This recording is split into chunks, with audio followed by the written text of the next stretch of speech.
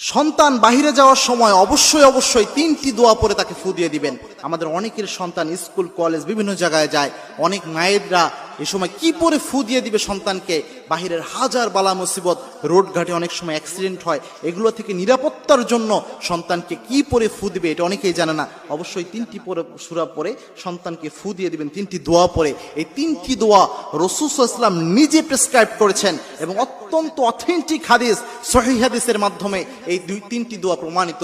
রাসূল সাল্লাল্লাহু আলাইহি ওয়াসাল্লাম, সাহাবা একরাম এই তিনটি আমল করতেন। প্রথম যে দোয়াটা রয়েছে এটা তিরমিজিতে হাদিস এসেছে, রাসূল সাল্লাল্লাহু আলাইহি ওয়াসাল্লাম নিজে বলেছেন। আল্লাহর হাবিব সাল্লাল্লাহু আলাইহি ওয়াসাল্লাম বলছেন, যখন তোমাদের কেউ ঘর থেকে বের হয় তখন যেন ওই ব্যক্তি পড়ে বিসমিল্লাহি তাওয়াক্কালতু আলাল্লাহ ওয়ালা হাওলা ওয়ালা কুওয়াতা ইল্লা বিল্লাহ। এই দোয়া পড়ে যেন নিজের মধ্যে ফু দেয়।